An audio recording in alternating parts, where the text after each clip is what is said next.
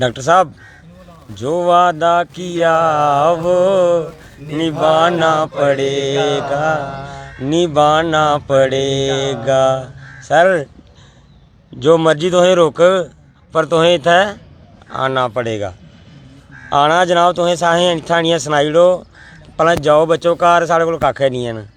जेह्ड़ी चीज़ भी असें सनाओ तुस इस चीज़ इत्थै सामनै आनी है, असें कैह्ली इत्थै खज्जल करा करदे हो। एक ने अज्ज कोई मेरे भ्रा ने कोई इंटरव्यू दिक्खेआ जनाब, उंदा इंटरव्यू हा विबोध गुप्ता हुंदा। केह् गल्ल में सुनी नहीं है, तुस सनाओ थोड़ा विस्तार कन्नै। सर एक सीनियर लीडर ने बीजेपी दे उन्हें एक इंटरव्यू दिता अज्ज, ओह्दे च आखदे ने कि प्रोटेस्ट कन्नै अस नौकरियां नहीं दे सकदे और ना ही गौरमेंट हर एक बच्चे की नौकरी प्रोवाइड कर सकती है। अगर अस नवीं रिक्रूटमेंट दिन्ने आं ते जेह्ड़े बच्चे ने ओह् प्रोटेस्ट करनगे। सर फर्स्टली मैं गल समझाना चाहना, मेरे वीर होरें जरा कड्ढियै दस्सन कि जेह्ड़ी एडवर्टाइजमेंट आई दी है ओह्दे बिच लिखे दा है, कैमरामैन जरा जूम करियै दस्सन, एह् दिक्खो एह्दे च लिखे दा है कि भर्थी अगर किसी वजह कन्नै डिले होंदी है ਉਹਦੀ वैकेंसी इंक्रीज़ भी की जा सकती है तो डिक्रीज़ भी की जा सकती है। सर भर्थी की चौथा साल लगी पिया, भर्थी की जी टाइम पीरियड होंदा साल का या 1.5 साल का होंदा। मेरे ख्याल च उन्हें ध्यान करिए पढ़िया नहीं होना। मैं चाहना, मैं रिक्वेस्ट करा कि सर तुम एक बार पढ़िए जरूर दिखियो। और सैकंडली गल ये है सर, अस इ'यां धरना लाइए नहीं मंगा दे, इन्हें वादा किया तो अस मंगा दे। और थर्ड गल ये है सर कि जिसलै भी कोई भर्थी होंदी है, रिक्रूटमेंट होंदी है, वो एजेंसी वो बोर्ड रिक्रूटमेंट बोर्ड 10% या 15% इन्ने का बच्चे एडवांस ज़्यादा चुकता है वैकेंसीज को। लेकिन सर तुम ऐप दिक्खो, ये 1356 वैकेंसी 3300 प्लस बच्चा चुकया गया।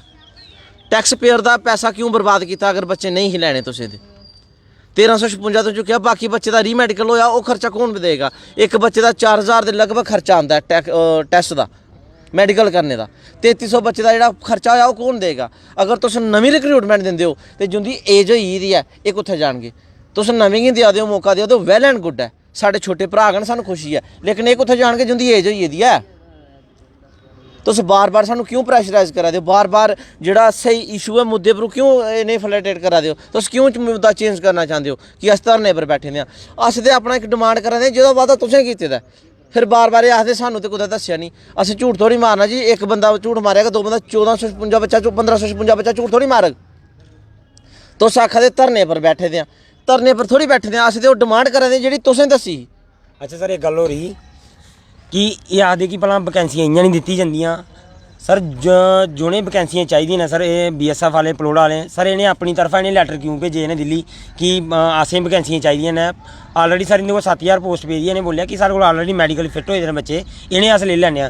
सर इन्हें अपने DG भेजी ओड़ी एप्लीकेशन, उन्हें भी मेरे ख्याल कन्नै उन्हें क्लीयर करी ओड़े दा कि असें इन्नियां रिक्रूटमेंट चाहिए है। हूँ सर गौरमेंट का काम है जो अगे बचा है ना, एक साइन बचता है सर, वो गौरमेंट का काम है।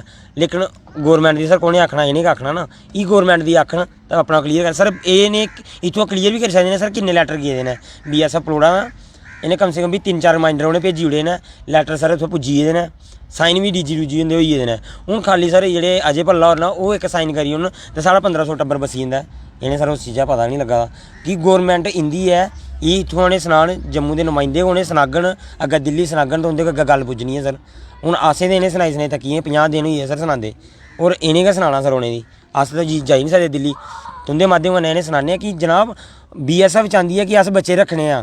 BSF ये चाहती है कि जेह्ड़े बच्चे साढ़े कोल सिलेक्ट होए दे न, ताइयां उनें सर 1300 वैकेंसी ही 3300 बंदे मैडिकल किया उनें, क्योंकि उन्हें पता ये क्वालीफाइड ने बच्चे, इन्हें इ'यां नहीं छड्डी सकदे अस। कल दी कोई साढ़े कोल वैकेंसी बची दी है तो अस इन्हें देगे सर। उन्हें अपनी तरफा लैटर भेजी ओड़े दे, और इंदा फर्ज बनता सर गौरमेंट का कि जी साड़ी जम्मू की गौरमेंट है ये उन्हें सना जी है कि जनाब BSF वाले भी चाहते हैं भर्थी नहीं तो तुस भी लिखिए दिओ। जो 1556 बच्चा तुंदे कोल लैटर पुज्जे न, रैना साहब उन्हें लैटर भेजे ने जनाब, उ'ऐ खोलिए आखो कि जेह्ड़े असें लैटर भेजे न तो उ'ऐ खोलिए लिखो, उंदे पर एक साइन करो। साइन करिए सर BSF वाले दिओ तो जेह्ड़ा बच्चें फ्यूचर है ये थोड़ा स्हेई होई जा सर।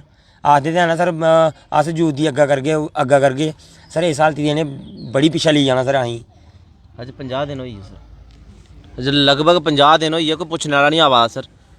जेड़ा समान है वो भी चुक्कियै लेई आ। मिगी इस गल का इन्ना दुख लगा कि तुसें पढ़िया भी हैनी ते तुसें इंटरव्यू दिता, तुसें पढ़िया नहीं भी, ओह् केह् बोला दे ओह्दे च। सर वैकेंसियां पेदियां न, अवेलेबल न जद उंदे कोल, ओह् खुद चिट्ठियां लिखियै भेजा दे कि सानूं वैकेंसी दिओ। साढ़े मसला है सर लोकें चंद लोकें पता है सर, जेह्ड़ा साढ़ा मसला पूरी डिटेल बिच चंद लोकें पता सर।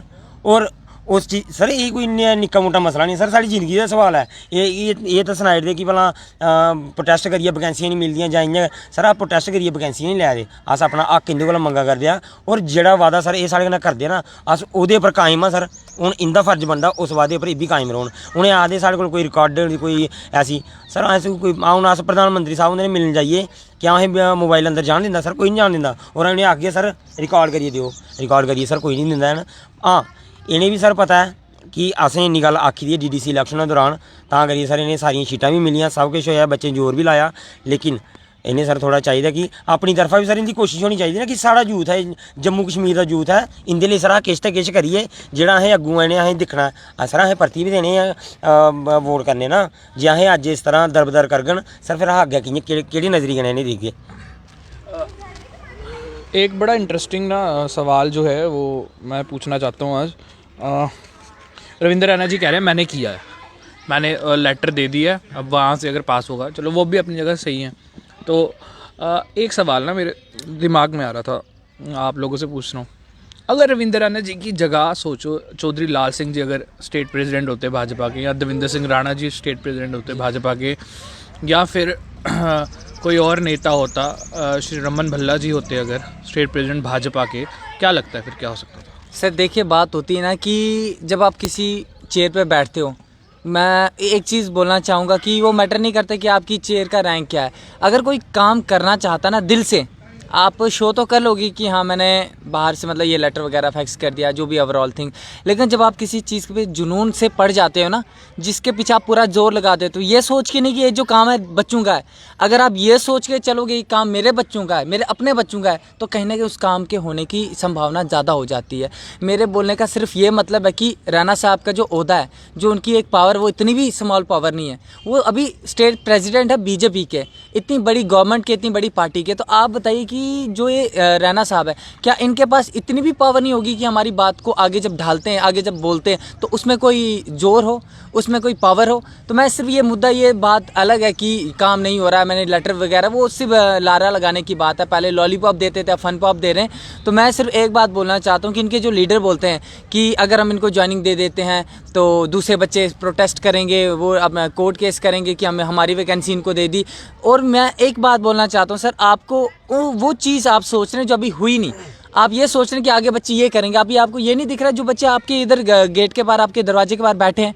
हम तो बैठे हुए हैं ना, आप बोल रहे हो वो बैठेंगे, हम बैठे हुए हैं, हम प्रेजेंट में हैं अभी। और हमारी सबसे बड़ा मुद्दा था कि 4 साल हो गया, हमारी एज निकल गई, जो बच्चों की एज निकल गई उनका भविष्य, उनका फ्यूचर किधर जाएगा? आपको उनकी फिक्र है जो आगे आएंगे। 30,000 वैकेंसी, अगर आप 1500 दे दोगे, कितनी बची? 28,000 रख लो, चलो अप्रॉक्सीमेटली 28,000 बची। तो कहीं ना कहीं नुकसान किसका अगर वो हमें वैकेंसी नहीं देंगे? तो हमारा नुकसान है, उनका नहीं ना। तो मेरी सरकार से अपील है, राणा साहब से अपील है कि ये काम हमारा सोच के ना करें, BSF के एस्पायरेंट्स का ये काम सोचिए करें कि ये जो बच्चे हैं ये उनके बच्चे हैं, ये उनकी जनता है। अगर उनको आगे इलेक्शन में जीतना, अगर CM बनना चाहते हैं, तो कहीं ना कहीं उन्हें हमारा काम करना पड़ेगा, ताकि हमें भरोसा हो कि ये CM बनने के लायक है, ये काम करने के लायक है। सर हमें नहीं सर, पूरी जनता को भरोसा हो जाएगा अगर हमारा काम ये होगा ना सर, पूरी जनता को हो जाएगा कि बीजेपी झूठे वादे नहीं करती। अगर उन्होंने वादा किया है वो पूरा कंप्लीट करेगी। तो जैसे ये बोल रहे हैं कि पीछे कोई धरने करेंगे, सर हमारे पीछे है कौन? अभी 1556 है सर, ये इनकी जेन्युइन डिमांड है। इन्होंने हर